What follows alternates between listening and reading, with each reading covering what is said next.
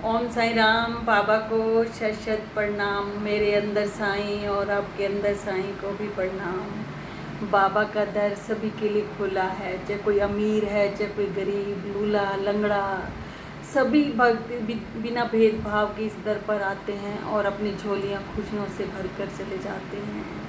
कहते हैं ना, जिसके कोई नहीं सुनता उसकी बाबा सुनते हैं, और जिसका कोई नहीं उसका साईं है। सच में जो बाबा है ना, वो बहुत जल्दी भक्तों की पुकार सुन लेते हैं और हर परेशानी भक्तों की दूर रखते हैं। सिर्फ बाबा पे आप विश्वास रखो। श्रद्धा सबूरी जो बाबा का मंत्र है, आप उस पर विश्वास रखो। बाबा एक फ़कीर बादशाह थे, ऐसे फ़कीर जिन्होंने भक्तों की झोलियां खुशियों से भरी, पर अपने लिए कुछ भी नहीं चाहा, एक फ़कीर के वेश में रहे। आज हर इंसान बहुत दुखी है, किसी को कोई ना कोई प्रॉब्लम है। इस लाइफ में कोई भी इंसान ऐसा नहीं जो संपूर्ण हो। बाबा भी इस बात को जानते थे, तभी तो बाबा ने 11 वचनों के रूप में भक्तों को आश्वासन दिया है कि तुम क्यों घबराते हो, मैं हूँ ना। अगर तुम मुझे दुख में याद करोगे तो मैं तुम्हारी हर परेशानी को दूर करूँगा। तो जो ये बाबा के 11 वचन है, मैं आपको बताती हूँ कि कौन कौन से बाबा के 11 वचन हैं। बाबा का जो पहला वचन है कि जो शिरडी आएगा आपद दूर भगाएगा। बाबा पहले वचन में भक्तों को शिरडी बुला रहे हैं, कहते हैं कि तुम मेरी शिरडी में आओ, जो भी तुम्हारी परेशानी है मैं दूर कर दूंगा। ये सच है। जब हम शिरडी जाते हैं ना, जो शिरडी का ऑरा है बहुत पॉजिटिव है। हमें शिरडी में एंटर करते ही जो हमारे मन के अंदर चिंता है, जो परेशानी है, वो सब दूर हो जाती हैं। जब तक हम शिरडी में रहते हैं तो हमें कोई बात भी, अपना घर परिवार भी याद नहीं आता। बहुत अच्छा, मन को बहुत आनंद आता है। और अगर जो भक्त शिरडी नहीं जा सकते तो वो पास के मंदिर में भी बाबा के मंदिर को शिरडी समझे, बाबा वहाँ भी उसकी मनोकामना पूरी करेंगे। दूसरा बाबा का वचन है, चढ़े समाधि की सीढ़ी पर, पैर तले दुख की पीढ़ी पर। बाबा कहते हैं अगर तुम मेरी समाधि पे माथा टेकोगे तो तुम्हारी जो भी परेशानी है लाइफ की, वो सब दूर हो जाएंगी। ये देखो, आज लाखों करोड़ों भक्त हैं, वो आते हैं बाबा की समाधि पे माथा टेकते हैं। उनको पूरा विश्वास है कि हमने अगर बाबा की समाधि पे माथा टेका तो हमारी ज़िंदगी की जो परेशानियां हैं वो बाबा की कृपा से दूर हो जाएंगी।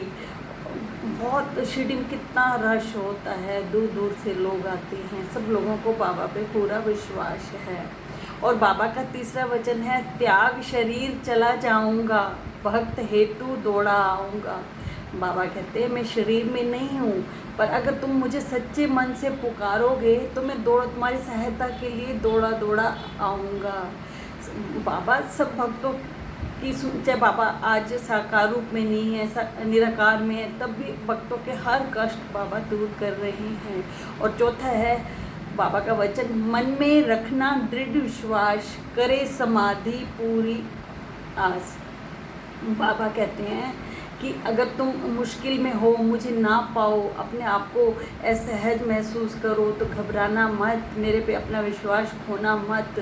अगर तुमने मेरी समाधि पे माथा टेका है तो तुम्हारी प्रार्थना ज़रूर पूरी होएगी। इसके लिए तुम्हें सबूरी रखनी पड़ेगी, मैं तुम्हारी मदद ज़रूर करूँगा। और पांचवा वचन है बाबा का, मुझे सदा जीवित मानो, अनुभव करो सत्य पहचानो। बाबा कहते हैं कि आज मैं शरीर में नहीं हूँ, पर मेरा शरीर ही मेरा अस्तित्व नहीं है। मैं अजर हूँ, मैं अमर हूँ, मैं अविनाशी परमेश्वर हूँ।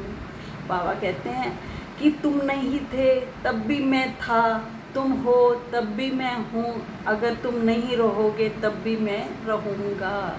मेरा जो अस्तित्व है वो हमेशा रहेगा, इसलिए तुम कभी मत घबराना, मुझ पर हमेशा ही विश्वास करना। और बाबा का छठा वचन है कि मेरी शरण आ कोई खाली जाए, कोई हो तो मुझे बतलाए। सच में बाबा के दर पे जो भी गया, बाबा ने सबकी झोलियां खुशियों से भरी, इसमें कोई भी संशय नहीं। मैं खुद भी इतने सारे ग्रुप लेके गई शिरडी, और ऐसा कोई इंसान नहीं जिसने कहा हो कि बाबा ने उसकी मुरादें पूरी नहीं की। बाबा सबकी मुरादें पूरी करने वाले बाबा हैं। और सातवां वचन है बाबा का, जैसा भाव रहा जिसका वैसा रूप हुआ मेरे मन का। बाबा कहते हैं कि जिस भाव से तुम मुझे मान पूजते हो, मैं तुम्हें वैसा ही रूप दिखाता हूँ, और जिस भाव से तुम कामना करते हो उसी भाव से मैं कामना पूरी करता हूँ। हम सहचरित में भी पढ़ते हैं कि कोई राम भगवान को मानता था, वो कहने लगा कि मैं बाबा के आगे माथा नहीं टेकूंगा, मेरे इष्ट तो राम है। पर वो जैसे ही शिरडी बाबा के पास सामने आया तो बाबा ने उसे राम रूप में दर्शन दिखाए। तो इसका मतलब है कि जैसा जिसका भाव होता है बाबा उसी रूप में उसको दर्शन दिखाते हैं। और बाबा का जो 8वां वचन है, भार तुम्हारा मुझ पर होगा, वचन न मेरा झूठा होगा। बाबा कहते हैं कि तुम अगर मुझे सच्चे मन से प्यार करते हो, मेरी शरण में आते हो, तो जो तुम्हारी जिम्मेवारी है वो मेरी है। तुम्हारा जो भी भार है, तुम्हारी जो भी सब परेशानी है वो मैं अपने ऊपर ले लेता हूँ और उसे दूर करने की कोशिश करता हूँ। और बाबा का जो 9वां वचन है वो है, असहायता लो भरपूर, जो मांगा वो नहीं है दूर। बाबा कहते हैं तुम आओ तो सही मेरे बच्चे, मेरे खजाने भरे पड़े हैं तुम्हें देने के लिए। तुम अगर मेरे पास सहायता लेने के लिए आते हो तो मैं तुम्हें कभी खाली नहीं लौटाऊंगा, पर इसके लिए मुझे तुम्हारा भाव, तुम्हारा प्यार चाहिए। और बाबा का 10वां वचन है, मुझ में लीन वचन मन काया, उसका ऋण ना कभी चुकाया।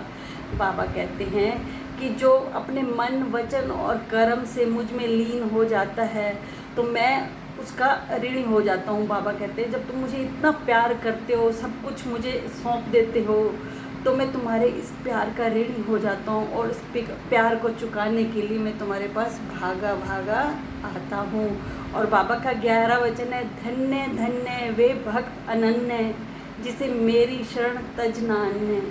बाबा कहते हैं जो अनन्य भाव से भक्ति में लीन हो जाता है उसे ही भगवान की रहमत मिलती है, और जो भक्त अनन्य भाव से मेरे में लीन हो जाता है तो मुझे बहुत प्यारा लगता है, उसकी भक्ति मुझे बहुत अच्छी लगती है।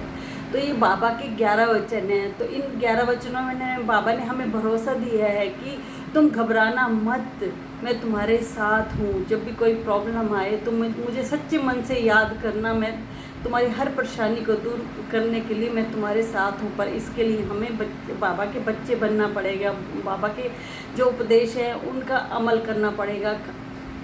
अगर हम सच्चे मन से सच्चे बन जाएंगे तो हम बाबा को बहुत प्यारे लगेंगे।